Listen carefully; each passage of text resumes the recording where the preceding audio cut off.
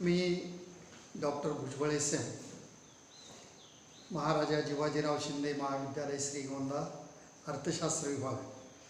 तर आज आपण या ठिकाणी हेक्चर-ओव्हलिन सिद्धांत याचा हेक्चर-ओव्हलिनचा आंतरराष्ट्रीय व्यापाराविषयीचा सिद्धांत आहे. या सिद्धांताला नाव आहे घटक देणगी सिद्धांत. हा सिद्धांत TY-BComच्या वर्गाकरता आहे आणि TY-BAच्या इकॉनॉमिक स्पेशल पेपर 3 करता देखील आहे. तर मी जसं इंटरनॅशनल इकॉनॉमिक्स पेपर आपण अभ्यासतोय तेव्हापासून या TY-BComसाठी आणि TY-BA या दोन्ही वर्गासाठी हे पहिली 2 प्रकरणं एकसारखेच आहे. त्यामुळे मी प्रत्येक वेळेला आपणापुढे याविषयीचा विशेष उल्लेख करून आपण त्याविषयीचं स्पष्टीकरण करतो आहे. तर आपण मागच्या पिरियडच्या वेळेला हा सिद्धांत सुरू केलेला आहे. या सिद्धांतामध्ये हेक्चर-ओव्हलिन या जोडीने आंतरराष्ट्रीय व्यापाराविषयीचा जो विचार दिला, जो दृष्टिकोन मांडला, तर या दृष्टिकोनामध्ये जे ॲडम स्मिथच्या आणि रिकार्डोच्या सिद्धांताला उत्तर देता आलेलं नाही की आंतरराष्ट्रीय व्यापार सुरू होतो याविषयीचं विश्लेषण त्यांनी केलं आहे.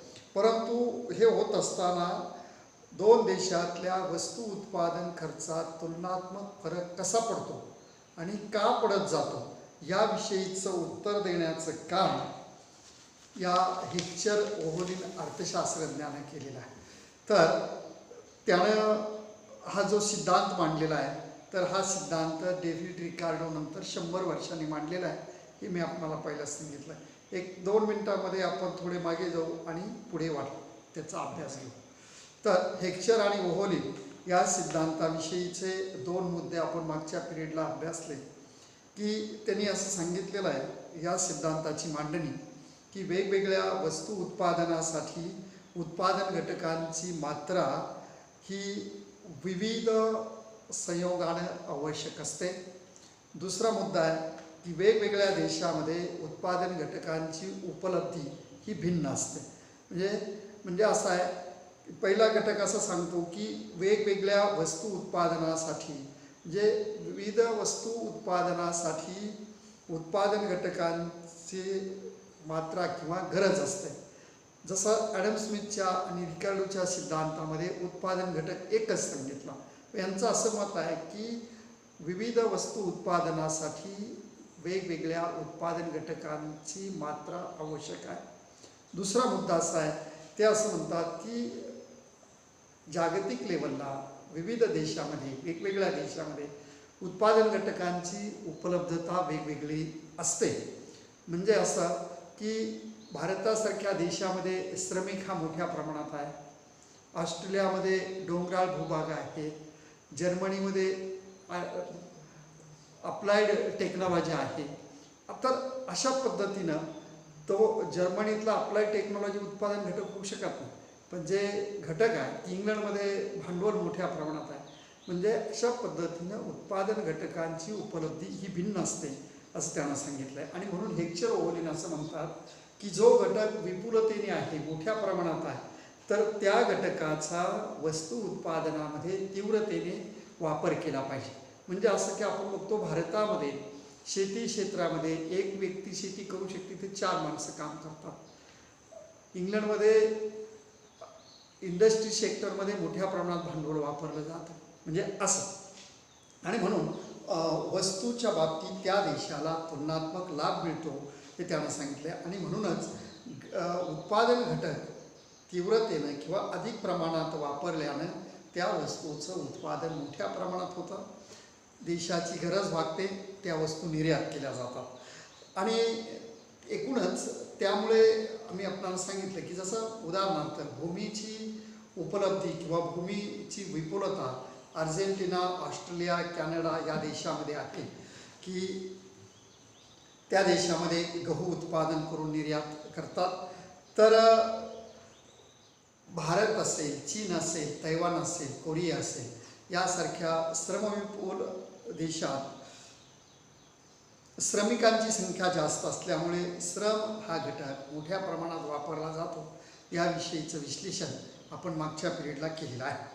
तर आंतरराष्ट्रीय व्यापाराचा मुख्य बेस किंवा मुख्य कारण काय, त्याचा आधार काय, तर ते असं म्हणतात की इतर देशामध्ये किंवा परदेशामध्ये कमी किमतीत वस्तू खरेदी केल्या जातात आणि त्यांच्या विशेषीकरणामुळे त्या देशामध्ये अधिक उत्पादन घटकांच्या देणगीमुळे ती वस्तू त्या देशामध्ये उत्पादन खर्च त्याला कमी येतो.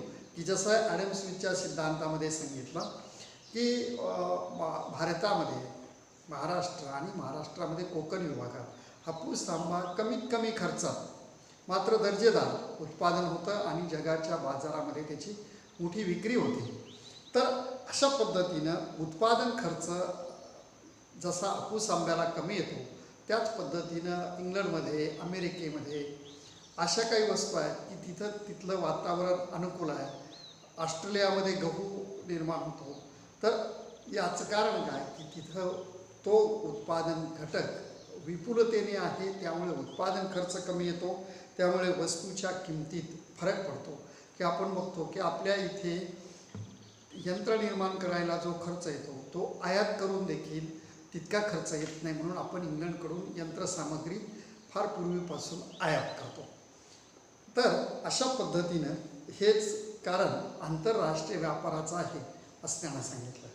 तर आपण सिद्धांताची गृहीतकं मागच्या पिरियडला अभ्यासलेली आहे. ते आपण पहिल्या सिद्धांतामध्ये अभ्यासले की श्रमिक एवढा एकमेव उत्पादन घटक अभ्यासलेला आहे. या सिद्धांतामध्ये 2 देश आहेत. जसं त्या सिद्धांतामध्ये देखील 2 देश होते. 2 देश, 2 उत्पादन घटक आणि 2 उत्पादित वस्तू यामध्ये आंतरराष्ट्रीय व्यापाराची सुरुवात होते. म्हणजे जसं अमेरिका आणि इंग्लंड असेल की त्या देशामध्ये श्रमिक आणि भांडवलाची मदत घेतली जाते, 2 वस्तूचं उत्पादन घेतलं जातं असं. आणि त्यानंतर त्या पुढचे सिक्वेन्सली असे गृहीतकं दिलेले आहेत जवळपास 11 की ते आपण सविस्तरपणे मागच्या पिरियडला अभ्यासलेले आहे. आणि अशा गृहीत परिस्थितीवर हेक्चर ओव्हलिननं आपल्या सिद्धांताचं विश्लेषण केलेलं आहे. मित्रहो, अशा पद्धतीनं या गृहीत परिस्थितीमध्ये 2 देशात तुलनात्मक किमतीमध्ये किंवा सापेक्ष भिन्नतेमुळे व्यापार सुरू होतो. सापेक्ष भिन्नता असल्यामुळे 2 देशामध्ये तुलनात्मक फरक असतो की जसं श्रमिकाच्या बाबतीत आपण अभ्यासलं आणि भूमीच्या बाबतीत अभ्यासलं. तुलनात्मक किमतीत का फरक असतो याचं स्पष्टीकरण मी आपल्याला सांगितलं की ज्या वस्तू उत्पादनात स्वस्त आणि विपुल प्रमाणात उपलब्ध असलेल्या स्थानिक घटकांचा मोठ्या प्रमाणात समावेश असतो, मोठ्या प्रमाणात वापर केला जातो, अशा वस्तूंचं उत्पादन करणं प्रत्येक देशाला तुलनात्मकरित्या फायदेशीर असतं. आणि म्हणून आज आपण बघतो की आपल्या देशामध्ये किंवा आपला देश, तुम्हा सर्वांना माहीत आहे की आपला देश शेतीप्रधान आहे. या शेतीप्रधान अर्थव्यवस्थेमध्ये शेतमालाचं उत्पादन घेत असताना ज्या ज्या राज्यामध्ये जी अनुकूलता आहे, पंजाबमध्ये गहू पिकवला जातो, आसाममध्ये चहाचे मळे आहेत, महाराष्ट्र, उत्तर प्रदेशामध्ये ऊसाची शेती केली जाते. म्हणजे जिथे अनुकूलता आहे त्याचं मोठ्या प्रमाणात उत्पादन केलं जातं आणि त्यामुळे तुलनात्मकरित्या लाभ मिळतो. आणि म्हणून आपण आज साखर निर्यात करतो, फळे निर्यात करतोय. तर अशा पद्धतीनं व्यापार सुरू होतो आणि ज्या देशात स्वस्त किमतीत वस्तू मिळतात त्या देशाकडून आपण आयात करतो, असं एकूण या सिद्धांताचं विश्लेषण करता येईल.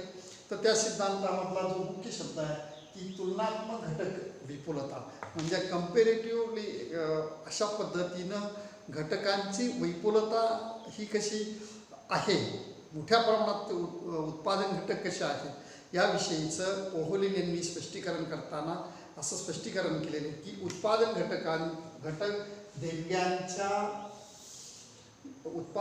देणग्यांच्या तत्व व त्याचं प्रिन्सिपल तत्वाला पुरावा देण्यासाठी या ठिकाणी एक उदाहरण घेतलेलं आहे की इंग्लंड आणि ऑस्ट्रेलिया या 2 देशामध्ये आंतरराष्ट्रीय व्यापार होतो. असं एक उदाहरण आपण घेऊ. इंग्लंड आणि ऑस्ट्रेलिया या 2 देशामध्ये आंतरराष्ट्रीय व्यापार होतो. कोळसा आणि लोखंड उत्पादनाला, कोळसा आणि लोखंड उत्पादन, तर कोळसा आणि लोखंड उत्पादनाला मोठ्या प्रमाणात भांडवलाची गरज असते. भांडवलाची गरज असते.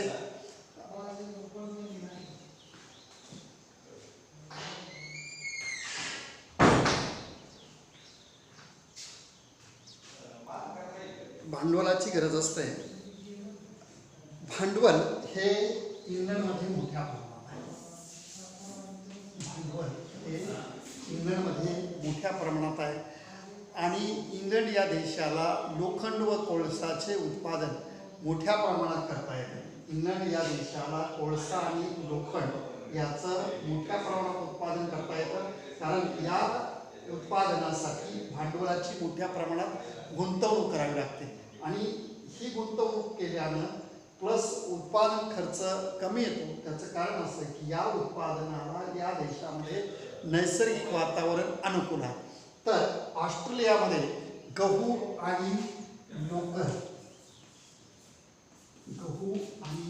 लोकर उत्पादनासाठी अनुकूल स्थिती आहे. कारण ऑस्ट्रेलिया या देशामध्ये शेतजमीन विस्तृत स्वरूपात आहे, तिथला हवामान चांगला आहे, डोंगराळ भूभाग आहे, त्यामुळे मेंढपाळ व्यवसाय होतो आणि मेंढपाळ व्यवसायामुळे लोकरीचं उत्पादन मोठ्या प्रमाणात होते. त्यामुळे ऑस्ट्रेलियाला गहू आणि लोकरीचं उत्पादन करणं सोयीस्कर जातं. कारण असं आहे की ऑस्ट्रेलिया या देशामध्ये डोंगराळ भूभाग आणि जमिनीची विपुलता मोठ्या प्रमाणात असल्यामुळे गव्हाचं आणि लोकरीचं उत्पादन मोठ्या प्रमाणात प्लस सापेक्षतेने कमी खर्चात होतं. म्हणजेच इंग्लंड आणि ऑस्ट्रेलिया या दोन राष्ट्रांमध्ये उपलब्ध असलेली आर्थिक आणि नैसर्गिक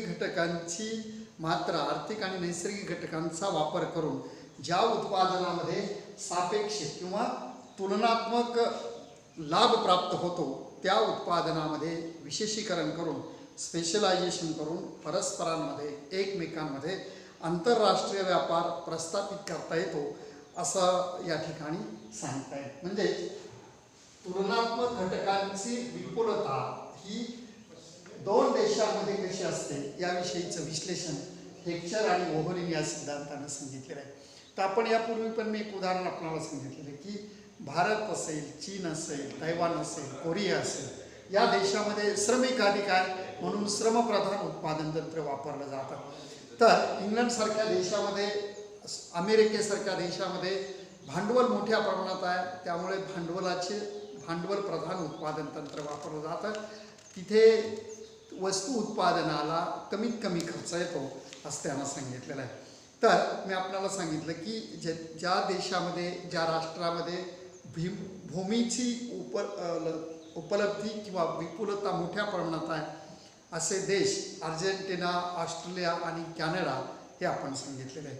तर अशा पद्धतीनं निरनिराळ्या देशामध्ये उत्पादन घटकांची देणगी, उत्पादन घटक जे निसर्गतःच त्या राष्ट्राला मिळालेले आहेत तर ते भिन्न प्रमाणात असलेले आपल्याला दिसतात आणि या उत्पादन घटकांचा पुरवठा हा दीर्घकाळ टिकून राहणारा असतो असं हेक्चर आणि ओव्हलिन यांनी सांगितलेलं आहे.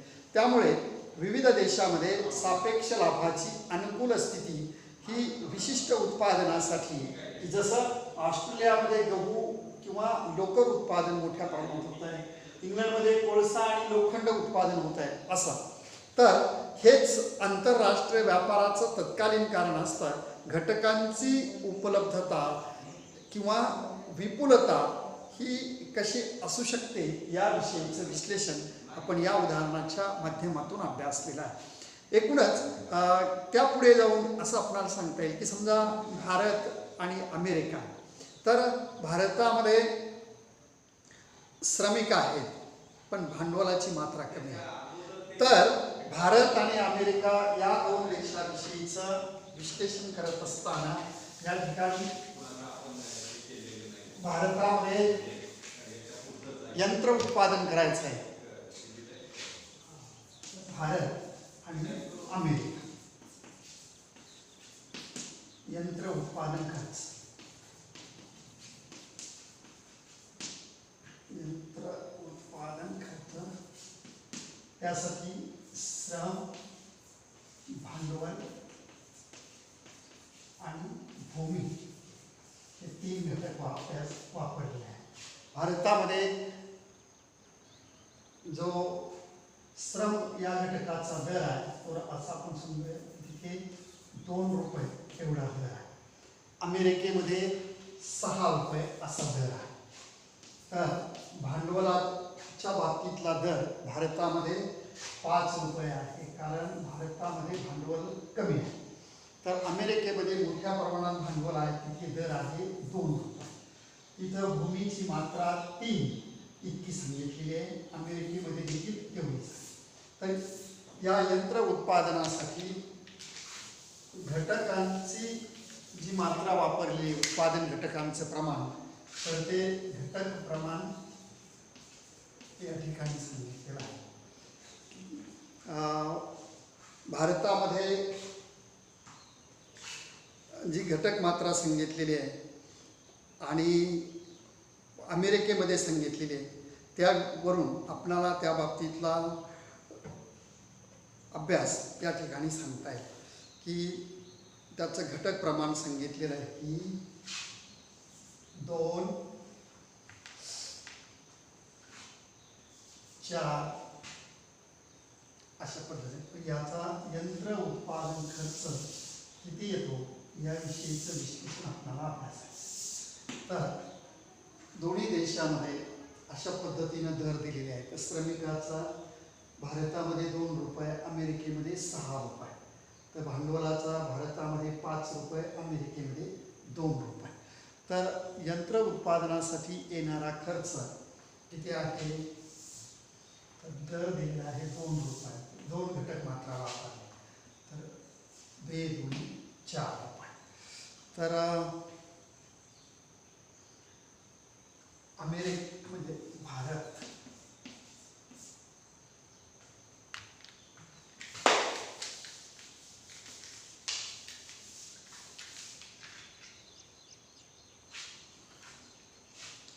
घटक प्रमाण खर्च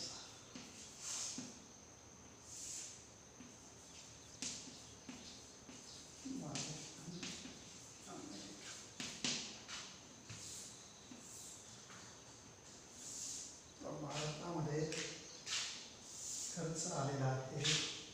घटकाचं प्रमाण 2 अभ्यास करतात, हे 2 4 रुपये. तर अमेरिकेमध्ये श्रमिक कमी आहे, त्यामुळे अमेरिकेत श्रमाचा दर 6 रुपये. तर 6 रुपये, त्यामुळे इथे 6 गुणे अमेरिकेत 12 रुपये खर्च येतो श्रमिकावरती. तर भांडवलाच्या बाबतीत भारतात भांडवलाचा दर 5 रुपये, घटक मात्रा 4 वापरलेले आहे, खर्च येतो 20 रुपये. तर अमेरिकेमध्ये भांडवल 2 रुपये आहे. तर भांडवल मोठ्या प्रमाणात आहे, त्यामुळे भांडवलाचा दर 2 रुपये. किती वापरलेले आहे? 4 8. तर या ठिकाणी भारतामध्ये येणारा यंत्र उत्पादन खर्च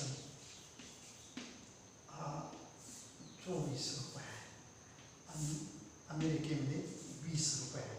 म्हणजे यंत्र उत्पादनासाठी अनुकूल वातावरण अमेरिकेमध्ये आहे, ते 20 रुपये इतका खर्च येतो, तर भारतामध्ये 24 रुपये इतका येतो. म्हणजे सांगायचं तात्पर्य असं की या ठिकाणी भूमीचा दर आहे तो 2 रुपये दोन्ही देशामध्ये आहे. तर त्या ठिकाणी 6 एकूण 30 रुपये खर्च होईल, हे 26 रुपये खर्च असा आहे. तात्पर्य असं आहे की भारतामध्ये यंत्र उत्पादनासाठी मोठ्या प्रमाणात खर्च येतो, अमेरिकेमध्ये मात्र तुलनात्मकरित्या खर्च कमी आहे. त्यामुळे अमेरिकेला यंत्र उत्पादन करणं फायदेशीर आहे आणि भारताला ते महाग पडत आहे. म्हणून भारतानं अमेरिकेकडून यंत्र आयात केलं पाहिजे असं या ठिकाणी या उदाहरणामध्ये सांगितलं. त्यानंतर याच्यावर अमेरिकेसाठी आणि भारतासाठी कापड उत्पादनाच्या बाबतीतलं विश्लेषण अभ्यासलं तर कापड उत्पादनासाठी येणारा खर्च आणि जर अभ्यासला तर त्यामध्ये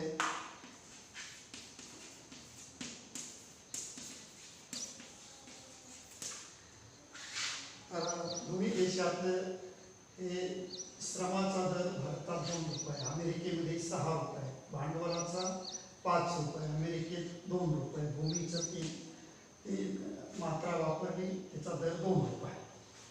तर घटक प्रमाण सांगितलेलं आहे की किती घेतलेलं आहे की घटक प्रमाण आहे 4, श्रमाचं, भांडवलाचं आहे 2 आणि भूमीचं आहे 2. तर खर्च भारतामध्ये किती येतो ते अभ्यासलं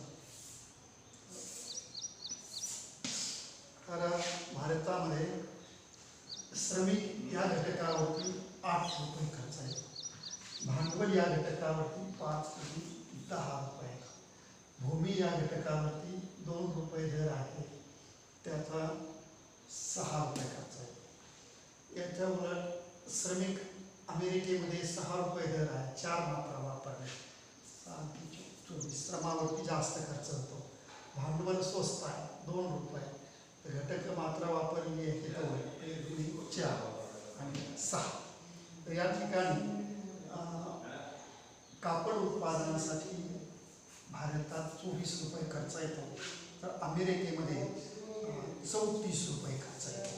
म्हणजे अमेरिकेमध्ये कापड उत्पादन हे 34 रुपये खर्च आहे, तर अमेरिकेमध्ये फक्त 24 रुपये. मग या 2 देशामध्ये कापड उत्पादनामध्ये भारत हा यशस्वी आहे. म्हणजे भारताला कमीत कमी उत्पादन खर्चात कापड उत्पादन होत आहे ते 24 रुपयामध्ये, तर अमेरिकेमध्ये तेच कापड उत्पादन करण्यासाठी 34 रुपये खर्च येतो. म्हणून या ठिकाणी भारताला कापड उत्पादन करणं सोयीस्कर आहे, तर अमेरिकेला यंत्र उत्पादन करणं सोयीस्कर आहे. ते या उदाहरणावर यंत्र उत्पादन खर्च हा 26 रुपये. तर अशा पद्धतीने या ठिकाणी या उदाहरणामध्ये विश्लेषण करता येईल. म्हणजे एकूणच या टेबलच्या माध्यमातून आपल्या असं लक्षात येईल की भारतामध्ये श्रम, भांडवल आणि भूमी या घटकाच्या मदतीनं कापड उत्पादन करणं भारताला सोयीस्कर आहे, तर अमेरिकेला यंत्र उत्पादन करणं हे सोयीस्कर आहे. कारण भारताला अमेरिकेच्या तुलनेत कापड उत्पादनाला येणारा खर्च कमी आहे आणि तो फक्त 24 रुपये, तर अमेरिकेमध्ये कापड उत्पादनाला 34 रुपये खर्च येतो, तर भारताच्या तुलनेत अमेरिकेत एकक यंत्र उत्पादनासाठी येणारा खर्च हा फक्त 26 रुपये, तर भारतामध्ये यंत्र उत्पादनासाठी येणारा खर्च आपण अभ्यासला की तो 30 रुपये येतो. म्हणून अमेरिकेनं यंत्र उत्पादन करणं फायदेशीर आहे असं आपणाला या टेबलवरून सांगता येईल. तात्पर्य असं आहे की घटकांची विपुलता किंवा घटक मोठ्या प्रमाणात जिथे उपलब्ध आहे त्या देशानं त्याचं उत्पादन करणं हे निश्चितपणे सोयीस्कर ठरवू शकतात असं एचर ओव्हली या अर्थशास्त्रज्ञानं स्पष्टीकरण केलेलं आहे. तर मित्रो, या सिद्धांतावरती आंतरराष्ट्रीय व्यापाराचं विश्लेषण करत असताना आपण विविध उदाहरणं अभ्यासली, त्याचा टेबल अभ्यासला, पण या सगळ्या स्पष्टीकरणामधून आपणाला एक त्याच्यातलं मिनिंग लक्षात आलं आहे की 2 देश विविध उत्पादन घटकाच्या मदतीनं वस्तू उत्पादन करतात आणि त्या वस्तू उत्पादनामध्ये खर्च कमी येतो, म्हणून ती वस्तू स्वस्तात उपलब्ध होते. या बाबतीतलं विश्लेषण या हेक्चर आणि ओव्हली सिद्धांतामध्ये झालेलं आहे. तर या विश्लेषणात नंतर त्याच्या पुढे जाऊन सिद्धांतावरती टीका केलेली आहे की सनातन सिद्धांत म्हणजे ॲडम स्मिथ आणि डेव्हिड रिकार्डो या सिद्धांतापेक्षा हा हेक्चर ओव्हलींचा सिद्धांत श्रेष्ठ जरी असला, पुढे त्याचं विश्लेषण करणारा जरी असला, तरी या सिद्धांतावर काही टीका करण्यात आलेली आहे. त्यामध्ये हा सिद्धांत टीकाकार असं म्हणतात, टीका केलेली आहे की हा सिद्धांत स्थितिशील आहे.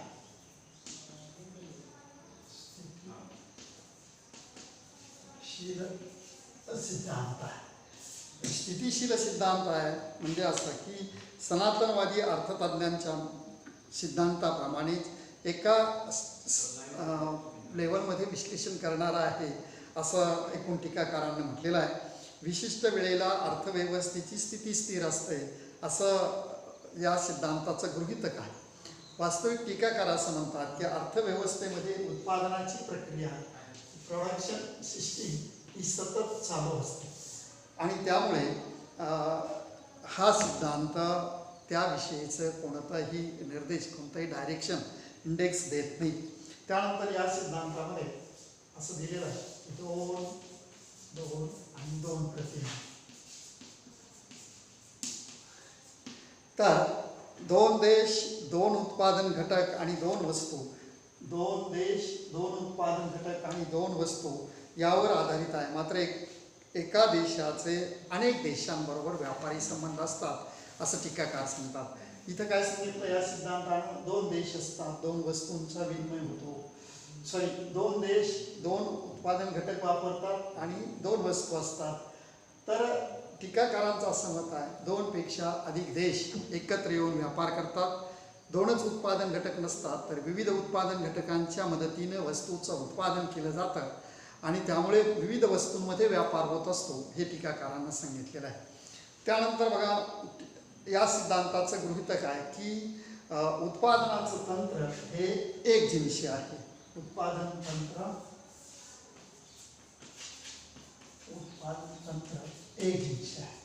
तर टीकाकार असं म्हणतात म्हणजे हेक्चर ओव्हलिनच्या सिद्धांतानं असं गृहीत धरलं आहे की दोन्ही देशामध्ये उत्पादनाचं तंत्र आणि उत्पादनासाठी वापरलेले उत्पादन घटक हे एकसारखे आहे. हे वास्तवतेला धरून नाही असं टीकाकार म्हणतात. श्रमिक हा उत्पादन घटक भारतामध्ये वेगळी एफिशियन्सी, ऑस्ट्रेलियामध्ये वेगळी, अमेरिकेमध्ये वेगळी, म्हणजे विविध देशामध्ये तो भिन्न प्रकारचा आहे. श्रमिक हा एक जिनसी असू शकत नाही. भिन्न देशामध्ये उत्पादनाच्या तंत्रात फरक पडतो असं टीकाकार म्हणतात. त्यानंतर हेक्चर ओव्हलिन सिद्धांतामध्ये असं गृहीतक आहे की हा सिद्धांत स्थिर उत्पादन फलाचा आहे.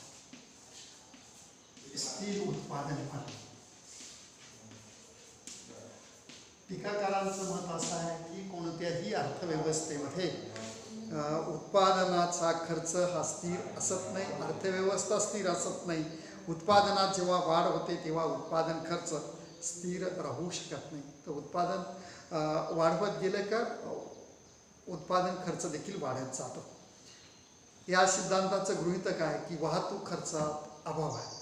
वास्तविक पाहता जगातला कोणताही देश इतका जवळ नाही की विदाऊट वाहतुकीने मालाची ने-आण होऊ शकते असं टीकाकार म्हणतात. आणि म्हणून वाहतूक खर्च येत नाही. हे वास्तविक व्यापाराची प्रक्रिया ही वाहतूक खर्चाशिवाय पुरीच होऊ शकत नाही असं टीकाकारांनी सांगितलेलं आहे. या सिद्धांतामध्ये मागणी आणि आवक एकसारखी नसते असं स्पष्टीकरण केलेलं आहे. या सिद्धांतामुळे दोन्ही देशात उपभोक्त्याच्या मागणीला प्राधान्य दिलेलं आहे. हे गृहीत हे मात्र अवास्तव स्वरूपाचं आहे. वास्तविकपणे ग्राहकांची आवड देश परत आपल्या देशातल्या लोकांना जे आवडतं ते अमेरिकेतल्या लोकांना आवडतंच असं नाही. आणि त्यामुळे मागणी पद्धतीतले महत्त्वपूर्ण बदल तांत्रिक प्रगतीमुळे नेहमी होत जातात. म्हणजे आजची जी ग्राहकांची आवड आहे ती उद्या बदललेली असते. उद्याचे आहे ते पुढेच्या काळामध्ये बदलत जाते. हे टीकाकारांना अशा पद्धतीचं विश्लेषण सांगितलेलं आहे. त्यानंतर या सिद्धांतामध्ये टीकाकार म्हणतात काही वेगळेपण नाही की आधुनिक आंतरराष्ट्रीय व्यापाराचा सिद्धांत हा जरी नाव असेल आधुनिक व्यापाराचा सिद्धांत तरी हा सिद्धांत सनातनवादी सिद्धांताच्या मध्यवर्ती कल्पनेवर आधारलेला आहे. म्हणजे सनातनवाद्यांनी जो विचार मांडला, जो दृष्टिकोन दिला की दोन देश दोन उत्पादन घटक किंवा दोन देश एकत्र आले आणि त्या देशामध्ये जी उत्पादन घटकांची उपलब्धी आहे त्याच्या मदतीनं वस्तू उत्पादित कराव्यात हे जे त्यांनी सांगितलं तोच विचार विस्तारानं मांडण्याचा विकसित करण्याचा प्रयत्न या सिद्धांतानं केलेला आहे. या सिद्धांतानं असं म्हटलेलं आहे की अर्थव्यवस्थेमध्ये पूर्ण स्पर्धा असते, पूर्ण रोजगार असतो. वास्तविक पाहता हे अवास्तव स्वरूपाचं आहे असं एक गुण यामध्ये सांगितलेलं आहे. अशा पद्धतीच्या जरी टीका केल्या जात असल्या तरी व्यापार हा आंतरराष्ट्रीय पातळीवर कसा असावा, तो कसा केला पाहिजे, तो कसा फायदेशीर होऊ शकतो, हे या सिद्धांतानं स्पष्ट केलेलं आहे. मित्रहो, व्यापार हा आंतरप्रादेशिक व्यापाराप्रमाणेच असतो. आंतरप्रादेशिक व्यापाराचाच एक भाग असतो. व्यापाराची निर्मिती ही प्रादेशिक व भौगोलिक प्रदेशातील प्राप्त झालेल्या उत्पादन घटकाच्या क्षमतेतील फरकावर अवलंबून असते. नैसर्गिक संपत्तीचं विभाजन भिन्न देशामध्ये असमान झालेलं आहे आणि त्यामुळे व्यापार घडून येतो. अशा मुद्द्यांना धरून व्यापाराचं स्पष्टीकरण या हेक्चर आणि वोहोलिन या अर्थतज्ज्ञांनी केलेलं आहे. आणि म्हणून हा आंतरराष्ट्रीय व्यापाराविषयीचा विचार हा आपणाला एक व्यापाराविषयीचा दृष्टिकोन देतो. विविध देशांना त्याचं मार्गदर्शन होत आहे. आणि म्हणून आपण बघतो की प्रत्येक देशाचे धोरणकर्ते, राज्यकर्ते, शासनकर्ते आपल्या देशामध्ये काय निर्माण होऊ शकतं, आपल्या देशामध्ये नैसर्गिक उपलब्धी काय आहे, त्याच्या मदतीनं आपल्याला काय उत्पादित करता येईल याविषयीचं सतत संशोधन केलं जातं, अभ्यास केला जातो आणि त्या वस्तू जास्तीत जास्त उत्पादित करण्याचा प्रयत्न केला जातो. म्हणजे हेक्चर वोहोलिननं दिलेला विचार हा फक्त एका देशाला नव्हे तर जागतिक अर्थव्यवस्थेला मार्गदर्शन करणार आहे असं आपल्या लक्षात येईल. तुम्हाला सर्वांना माहीत आहे की आपल्या देशामध्ये जे जे शक्य आहे तर ते शक्य काय आहे तर त्या वस्तू उत्पादनाला कमीत कमी खर्च कसा येईल यासाठी प्रयत्न केला जातो आणि त्या घटकाच्या मदतीनं वस्तू उत्पादित केल्या जातात की जसं शेतमाल असेल अशा पद्धतीनं. तर अमेरिकेमध्ये, इंग्लंडमध्ये, जपानमध्ये जी उपलब्धी आहे त्याच्या मदतीनं वस्तू उत्पादित केल्या जातात आणि वस्तूंची देवाणघेवाण होते, विनिमय होतो, व्यापार होत असतील आपणाला दिसून येतो. Okay, thank you.